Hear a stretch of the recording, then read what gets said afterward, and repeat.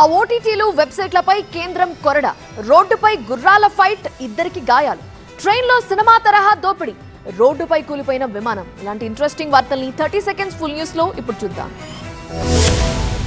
OTT వేదికల్లో విచ్చలవిడిగా అందుబాటులో ఉంటున్న అభ్యంతరకర కంటెంట్ ను కట్టడి చేసేందుకు కేంద్రం కఠిన చర్యలు తీసుకుంటోంది. అశ్లీల చిత్రాలను ప్రసారం చేస్తున్న కొన్ని మాధ్యమాలపై కొరడా ఝులిపించింది. ఉల్లు, ఏఎల్టీ సహా కొన్ని యాప్లు, వెబ్సైట్లపై నిషేధం విధించింది. ఈ మేరకు కేంద్ర సమాచార ప్రసార మంత్రిత్వ శాఖ నోటిఫికేషన్ జారీ చేసింది. మొత్తం 24 యాప్లు, వెబ్సైట్లపై కేంద్రం ఈ నిషేధం విధించింది. ఆ వెబ్సైట్లను కనిపించకుండా చేయాలని దేశంలోని అన్ని ఇంటర్నెట్ సర్వీస్ ప్రొవైడర్లకు ఆదేశాలు జారీ చేసింది. వీటిని ఉల్లంఘిస్తే చట్టపరమైన రక్షణ కోల్పోవాల్సిన వస్తుందని హెచ్చరించింది. ఓటీటీ ప్రసార యాప్లు, వాటి సర్వీస్ ప్రొవైడర్లు తమ ప్రసారం చేసే కంటెంట్ పై బాధ్యతాయుతంగా వ్యవహరించాలని కేంద్రం ఈ సందర్భంగా గుర్తు చేసింది.